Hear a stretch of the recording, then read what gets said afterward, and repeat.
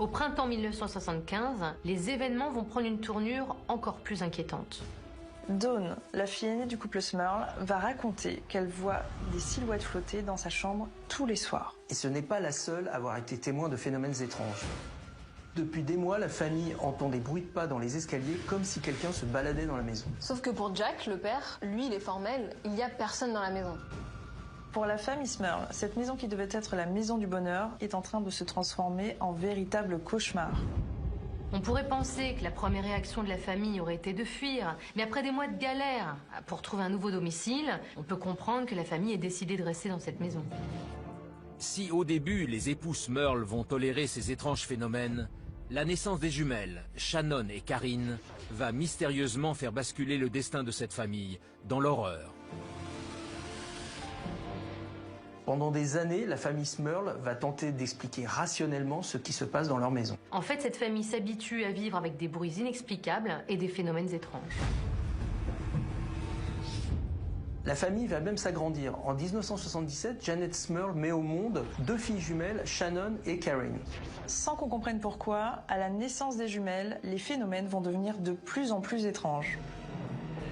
La maison est régulièrement envahie par des odeurs horribles. Mais là encore, les Smurl se raccrochent à une explication rationnelle. Ils se disent que ces odeurs proviennent des égouts. La famille Smurl est témoin d'autres phénomènes étranges. Selon eux, la chasse d'eau se mettrait en marche à n'importe quelle heure du jour et de la nuit. L'atmosphère dans cette maison, elle devient tout simplement sinistre. Dans la cuisine, les tiroirs s'ouvrent tout seuls.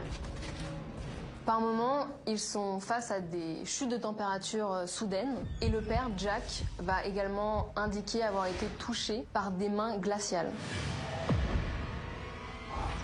Cette famille est terrorisée et pourtant elle refuse de quitter cette maison. Elle se raccroche constamment à une explication rationnelle. Et malgré l'intervention de plombiers et d'entrepreneurs du coin, les bruits et les phénomènes paranormaux vont se multiplier. Au fil des mois, la famille va se sentir de plus en plus menacée, comme si finalement quelque chose les poussait à fuir cette maison maudite. Ils vont même aller jusqu'à penser qu'une force invisible ou maléfique se cache dans cette maison. Comment expliquer l'apparition de ces étranges manifestations? La maison de West Pittston serait-elle hantée par une présence maléfique? Si jusqu'à maintenant, Jack et Janet Smurl se raccrochaient à des explications rationnelles, en 1985, la violente agression dont va être victime l'une de leurs filles va pousser le couple à envisager une toute autre théorie. En 1985, la petite maison de West Pittston va se transformer en maison de l'horreur pour la famille Smurl. Heather Smurl, la fille aînée du couple, va même frôler la mort. Un soir de 1985, où la famille est réunie tous ensemble, un lustre va se décrocher du plafond et passer tout juste à côté de la fille. On imagine que cette famille est tétanisée, leur fille a failli se faire écraser sous leurs yeux. Et ce qui est encore plus inquiétant, c'est que d'autres membres de la famille vont être attaqués physiquement par cette force invisible. Alors que la mère dormait tranquillement, soudain quelque chose va l'agripper et la projeter hors du lit. À partir de juin 1985, les bruits qui étaient jusque-là assez discrets vont commencer à devenir menaçants. La famille affirme entendre régulièrement des bruits, comme si des serpents sifflaient dans la maison. Et en plus de ces bruits terrifiants, vont s'ajouter des cris dans toute la maison.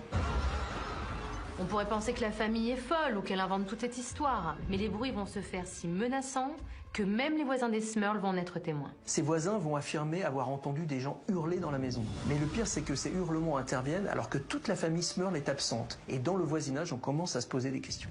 Alors qu'à West Pittston, le bruit court que la maison du 330 Chase Street serait hantée, Janet Smurl, la mère de famille, va demander de l'aide aux Warren, un célèbre couple de démonologues.